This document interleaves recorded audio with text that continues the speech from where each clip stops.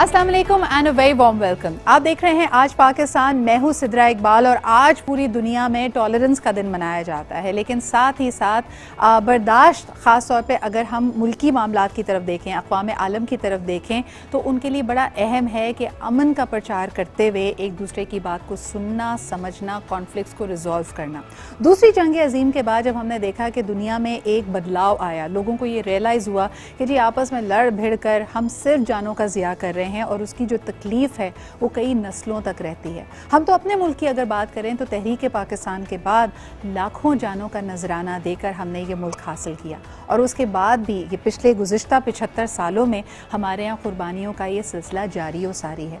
तो what better country than Pakistan to talk about defence, कि किस तरह हमने अपने बैरूनी और अंदरूनी मामलात को संभाला है। आपने देखा कि कल एक दफ़ा फिर the 11th edition of ideas यानी the international defence exhibition and seminar 2022 Pakistan में बाकायदा कराची में इसका इफ्तिताह हुआ। सबसे पहले आपको इसके हवाले से एक रिपोर्ट दिखाते हैं और वहाँ पे जो थॉट लीडरशिप फोरम है जिसमें बड़ी एक ज़बरदस्त थीम के हवाले से बात हो रही है, जो आने वाले दिनों में जो दिफाई स्ट्रैटेजी है, दुनिया की जो सोच है उसकी अक्कासी करती है और उस पर लोगों को बुलाकर बात कर रही है। हम उस बारे में बात करेंगे, but first let's take a look at this report. 11वीं दिफाई नुमाइश आइडियाज 2022 में पाकिस्तान की अहम दिफाई मसनूआत भी रखी गई हैं। इन मसनूआत में सबसोनिक क्रूज मिसाइल हरबा और जदीद जंगी ड्रोन शाहपर 2 पाकिस्तान की बड़ी कामयाबी है। इस नुमाइश में मुतारुफ करवाए जाने वाले पाकिस्तानी सबसोनिक क्रूज मिसाइल हरबा की रेंज 280 किलोमीटर है। ये long range anti ship cruise missile समंदर से इंतहाई कम ऊंचाई पर सफर करने की खुसूसियत की वजह से दुश्मन के रडार सिस्टम से ओझल रहता है। ये किसी भी मौसम में फाल है। मिसाइल बहरी जहाज और कोस्ट पर मौजूद इमारतों को कामयाबी से निशाना बना सकता है, जबकि इसमें मैनवरिंग सलाहियत के बाइस सिर्फ हदफ को तबाह करने की खुसूसियत मौजूद है। नुमाइश में अहम खुसूसियत के हामिल जंगी ड्रोन शाहपर 2 को भी मुतारफ करवाया गया है। ये तबाहकुन ड्रोन फिजा से जमीन पर मार करने वाले 2 लेजर गाइडेड बर्क मिसाइल से लैस है। स्मार्ट टेक्नोलॉजी से तैयार करदा तबाहकुन ड्रोन दिन रात ऑपरेट करके दुश्मन के अहदाफ को कामयाबी से निशाना बना सकता है। शाहपर 2 की उड़ान का दौरानिया 7 घंटे, रफ्तार 120 नॉट और 18,000 फीट बुलंदी पर परवाज कर सकता है। Smart drone defence technology Azerbaijan और आर्मीनिया के साथ रूस और यूक्रेन जंग में अपने कामयाब ऑपरेशन साबित कर चुकी है। जी जनाब, देखिए आपने ये report the 11th edition of the international defence exhibition and seminar जो कि शुरू हुआ है कल, इसका इफ्तिताह हुआ है बाकायदा at the Karachi expo centre और इसमें आप देख सकते हैं कि पूरी दुनिया के वफूद मौजूद हैं और पाकिस्तान की यकीनन हुकूमत इसकी सरबराही कर रही है। इस खित्ते की सबसे मायानाज डिफेंस एग्जीबिशंस में इसका शुमार होता है और बहुत ही कम अरसे में, यानी पहली जो डिफेंस एग्जीबिशन ऑर्गेनाइज़ की गई वो साल 2000 में थी, लेकिन हम देखते हैं कि बहुत जल्दी इसने अपनी एक धाक बनवाई है। पाकिस्तान की डिफेंस प्रोडक्शन में एक बहुत बड़ी तब्दीली, एक रेवोल्यूशन आया है, इससे कोई इनकारी नहीं है। लेकिन आज खुसूसन बात करना चाहेंगे कि एग्जीबिशन के साथ साथ यहाँ पे जो एक थॉट लीडरशिप, एक ऐसा प्लेटफॉर्म ऑर्गेनाइज़ किया जाता है जिससे डिफेंस और मिलिट्री स्ट्रैटेजी से रिलेटेड बेहतरीन जो इस वक्त की नई अफकार हैं, नई उसके थॉट प्रोसेसेस हैं, उसको डिस्कस किया जाता है। मेरे साथ इस वक्त मौजूद हैं एम्बेसडर सरवर नकवी साहब, इसके अलावा ब्रिगेडियर हारिस नवाज साहब मौजूद है और इनसे जानेंगे कि इस साल की जो थीम है वो बड़ी पर्टिनेंट थीम है। ये बात कर रही है जी artificial intelligence, a paradigm shift in the defence market, कि किस तरह अब आने वाले दिनों में सिर्फ हम मिसाइल की या एमिनेशन की बात नहीं कर रहे, बल्कि टेक्नोलॉजी ने इंसान को और कॉन्फ्लिक्ट को किस तरह तब्दील किया है, क्या ट्रांसफॉर्मेशंस आ रही हैं। पिछले दफ़ा जब आपको याद होगा कि कोविड में के दौरान तो ये नहीं हो पाई थी, लेकिन एट द लास्ट आइडियाज़ ये बात की गई थी कि किस तरह पूरी दुनिया एक हाइब्रिड वॉर, एक 5G वॉर की तरफ बढ़ रही है। So now the world is again transforming and AI is going to play a very important role. अस्सलाम वालेकुम and a very warm welcome to my guest. सबसे पहले ब्रिगेडियर हारिस नवाज साहब, किस तरह देखते हैं और ख़ास तौर पे डेवलपिंग कंट्रीज़ लाइक पाकिस्तान जहाँ पे टैलेंट तो मौजूद है लेकिन यकीनन आर्टिफिशियल इंटेलिजेंस, रिसर्च, टेक्नोलॉजी के लिए वसाइल हमारे पास महदूद हैं। So where does a country like Pakistan stand when it comes to the race of artificial intelligence in military strategy? Sidra देखें, एक तो सबसे बड़ी बात है कि ये बहुत अहम है जो आइडिया 2000 से स्टार्ट हुआ और अभी 2022 में हम आ गए हैं जी।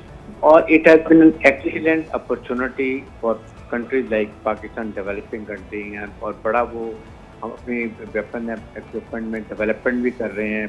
पाकिस्तान फैक्ट्रीज है, फिर आपके पास GF-17 थंडर्स हैं, उनकी बेटर वर्जन हैं, डिफरेंट आर्म एम्यूनिशन, और साथ वेन वर्ल्ड के यहाँ पर आके इंस्टॉल लगाते हैं जो हार्डवेयर की और डिफेंस रिलेटेड इशूज हैं, पर्टिकुलरली नाउ रिलेटेड टू ये 5th जनरेशन वॉर। बिल्कुल। तो ये एक बहुत अहम इस लिहाज से इसकी अहमियत बढ़ गई है। व्हेन इतने लोग आते हैं, मिलिट्री टू मिलिट्री कॉन्टैक्ट्स होते हैं, you learn from their progress and then Pakistan contribute their own, expose करता है कि जी हमारी एक्सपोर्ट इसमें बढ़ सकती है, जो कि we are very keen to earn foreign exchange also in this, and we want to, and lot of people are now buying Pakistan technology. ये बहुत अच्छा होता है। अच्छा, लेकिन it is also very interesting time for the global world. Sarwar sahab, मुझे ये बताइए कि this is coming at a time जब हम देख सकते हैं कि ऑलमोस्ट साल हो चुका है अब अमेरिका के इनखला को अफ़गानिस्तान से। इसके अलावा the world is dealing with the realities of the Russia Ukraine conflict. ऐसी सूरत हाल में आप क्या समझते हैं कि मिलिट्री स्ट्रैटेजी, दुनिया की understanding of conflict and conflict resolution किस तरफ को जा रही है? देखिए, पहली बात तो मैं ये कहूँगा कि जो पुराने 20th सेंचुरी की जो एक इंटरनेशनल ग्लोबल कॉन्फ़िगरेशन थी वो बदल गई है जी। अब वो ब्लॉक्स और अलायंसेस नहीं है, अब बहुत फ्लेक्सिबल हो गया है। हमारे खित्ते में for example Russia used to be a good friend of India, is still a good friend of India, लेकिन साथ साथ पाकिस्तान से भी अब वो काफ़ी कोशिशें कर रहे हैं, ओवरचर्स कर रहे हैं, और हम भी उसको रिस्पॉन्ड कर रहे हैं। इसी तरह चाइना से हमारी बड़ी दोस्ती है और हबीबी है, लेकिन इंडिया से भी उनका बड़ा एक स्ट्रॉन्ग ट्रेड रिलेशनशिप डेवलप हो गई है। तो अमेरिका इंडिया का स्ट्रेटेजिक पार्टनर हो गया है। पहले हमारे से साथ उनका मेन रिलेशनशिप इस खित्ते में होती थी। तो अब जो इंटरनेशनल ब्लॉक्स और अलायंसेस और जो पूरा एक स्ट्रक्चर था ग्लोबल कॉन्फ़िगरेशन का, वो बदल रहा है, और उसमें अब आ जाता है नया एलिमेंट इमर्जिंग टेक्नोलॉजीज का। इमर्जिंग टेक्नोलॉजीज जो हैं वो आर्टिफिशियल इंटेलिजेंस बेस्ड टेक्नोलॉजीज आ रही हैं, और इसमें साइबर भी आ रहा है, स्पेस भी आ रहा है। तो ये सारी चीज़ों को अब रिसर्च और डेवलपमेंट। सरवर साहब, ये सवाल अब इससे फिर रिलेटेड एक बात है कि किसी भी मुल्क को यकीनन अंदरूनी और बैरूनी ख़तरात दोनों ही लाहक हैं। पाकिस्तानी अफवाज को ये उनका खासा है कि पूरी दुनिया में we are a battled hardened force, जबकि ख़ास तौर पे जहाँ हम टेररिज्म की बात करते हैं, मिसक्रिएंट एलिमेंट्स की बात करते हैं। हारिस साहब, इस पे आप क्या कहेंगे कि यकीनन artificial intelligence and these emerging technologies ये ना सिर्फ आपको बैरूनी ख़तरात बल्कि अंदरूनी ख़तरात और वो दुश्मन जो अनदेखा है, जो छुपा हुआ है, जो शायद आपकी ही ट्रेन में छुपा हुआ है, उसको पिन पॉइंट करने पे या उसको आइडेंटिफाई करने में किस तरह मदद करती है? देखिए, यही सबसे बड़ी इस वक्त इसकी इम्पोर्टेंस बढ़ चुकी है, बिकॉज नाउ वो जो पुरानी वॉरफेयर होती थी कि कन्वेंशनल वेपन से और अब अटैक करें, that is now a last resort. सही। First you are attack to 5th generation hybrid war, जिसमें डिसइंफॉर्मेशन आपने देखा, EU डिसइंफो लैब आपने देखा कैसे इंडिया ने पाकिस्तान का अटैक किया हुआ, तो दुनिया के वो माइंड्स को पॉल्यूट करती है, माइंड्स को चेंज कर देती है। What everybody listen to India, because उनका ये हाइब्रिड वॉर में दे गॉन फॉर अहेड। उनकी वेबसाइट देख लें, उनके मीडिया हाउसेज देख लें, दे हैव बीन वेबसाइट देख लें उन्होंने, what all they have done it, and it will be very good experience of Pakistan के how the world has gone into this technology and then Pakistan how can taken in broad differences and advantages. Absolutely. सबसे ज़्यादा important इस वक्त 2022 idea यही है कि आप learn करें, we have to now get into it and we have to go and to a really very high level, because Pakistan is seriously attacked. You are, देखें, वजह ये है कि आप एक इस्लामिक मुल्क हैं, आपकी जो स्ट्रेटेजिक लोकेशन बहुत आम है, सीपैक आप बनाना चाह रहे हैं, इकोनॉमिक तरक्की करना चाह रहे हैं, और फिर उसके बाद दुनिया की इस्लामिक न्यूक्लियर पावर पे बैटल हार्डन, जैसे आपने कहा हमारी मुसल्लह फौज है। ये रीजन है कि नाउ अभी आप देख लेंगे what is happening social media पे, जो अटैक हुआ है किसी तरीके से भी पाकिस्तानी मुसल्लह फौज और अवाम जो एतमाद है, जो एक कॉन्फिडेंस है, उसमें बेच क्रिएट करो, आर्मी को कमजोर करो और फिर अपने अजाइम लाइक इराक, लिबिया, सीरिया की तरह हासिल कर लें। सो हारिस साहब, how do we fight back? अगर हम अपने एक ट्रेडिशनली हॉस्टाइल नेबर का यहाँ पे जिक्र करें, भारत की अगर बात करें, भारत की IT and AI might, how does it compare to us and how is Pakistani military strategist, how are they thinking about it कि अब हमें आगे किस तरह बढ़ना है? देखिए, Indian on this aspect they are far ahead and now it's a very good opportunity, particularly by holding Ideas 2020 in Pakistan. Now see what development the developed nations have done it. They are coming to Pakistan, they are bringing all technology, और उससे हम कितना फायदा उठा सकते हैं। Number one, सही, उनकी टेक्नोलॉजी को हम अपने इन्वायरमेंट में कैसे यूज करते हैं, that we have to find it out. And then उनसे इंटरेक्शन हमारा, जब when you sit and you interact with the world militaries and their technology and emerging technologies जो है, तो फिर उससे हम मुझसे बेनिफिट उठाते हैं। और आई एम श्योर कि हमारी टीम यहाँ पर अभी इंस्टॉल लगा रहे हैं, they must already highly technical person must be here who have a vast experience of these things, और वो इसको कैच करके they can have a jump point from here and then they start doing the indigenous production on this. बिल्कुल। और जिस तरह के हम बात करते हैं हारिस साहब के आइडियाज़ का हमेशा से जो मोटो रहा है, जो पैगाम है दुनिया के लिए, वो आर्म्स फॉर पीस है। सो कॉन्फ्लिक्ट को कंटेन करना, रिजॉल्व करना, पीस कीपिंग में जो हमारी मुसल्लह अफवाज का एक किरदार रहा है, पूरी दुनिया इसकी गवाही देता है, पूरी दुनिया इसको सराहता है। सरवर साहब, आपकी तरफ वापस आना चाहूँगी because you have been in the past involve with how this thought process, क्योंकि सिर्फ और सिर्फ आइडियाज़ एक डिफेंस एग्जीबिशन नहीं है, वहाँ पे इन आइडियाज़ एक्सचेंज होता है और ये सेमिनार इसके लिए बड़ा कलीदी किरदार अदा करता है। And you have been a part of how these conversations are curated, how research papers and the military strategist from around the world अपनी थॉट्स को शेयर करने के लिए इस फोरम पे बुलाए जाते हैं।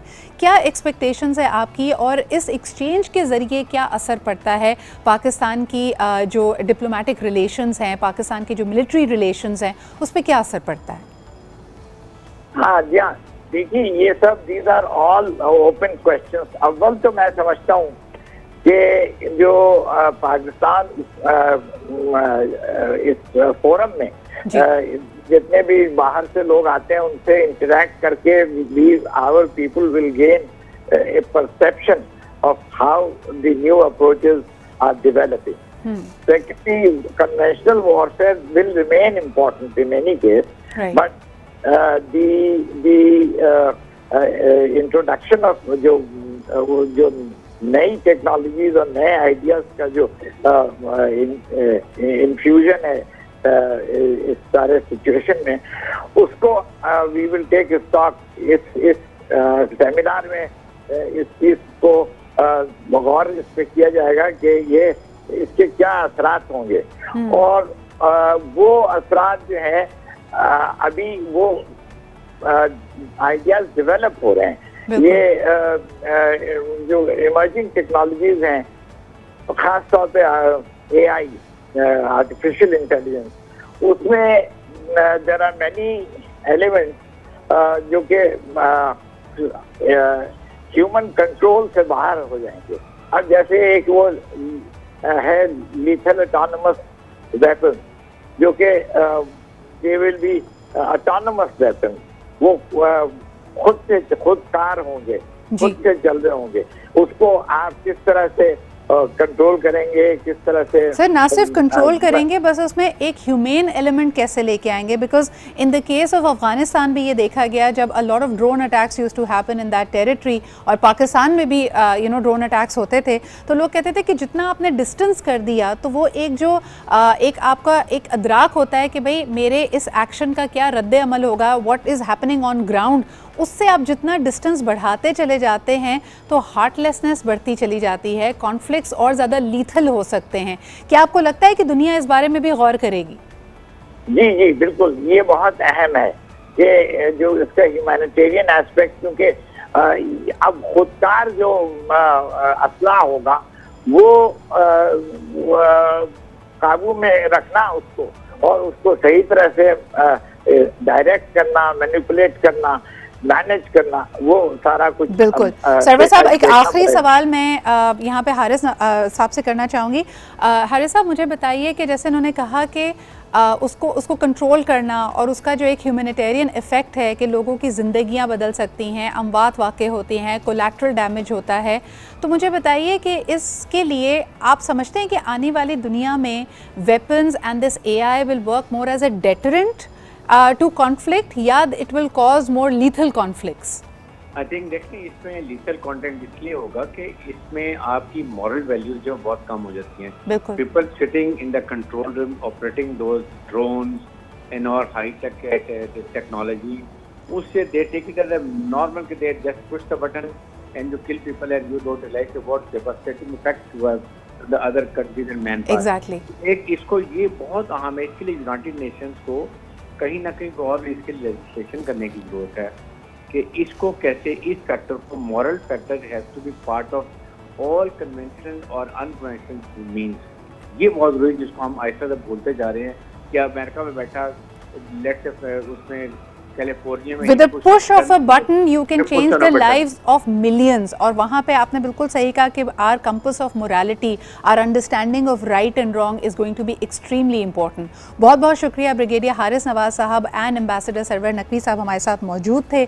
लेते हैं जी एक छोटा सा break, but these are very important subjects and young people, especially countries like Pakistan, we have to have our voice in these matters because unfortunately हम हमेशा receiving end पे रहते हैं। ऐसा लगता है कि बड़े फैसले कहीं और हो रहे हैं और हम अपनी किस्मत और आने वाले फ्यूचर का फैसला नहीं कर पाते। तो एक बहुत अहम काविश है और मेरे ख्याल में इसमें सराहा जाना चाहिए हुकूमत पाकिस्तान को, ऑफ कोर्स मिलिट्री फोर्सेस को, डेपो को, कि वो इतनी एफर्ट करके they bring the world to Pakistan. एक छोटा सा ब्रेक लेते हैं जी, विल बी राइट बैक।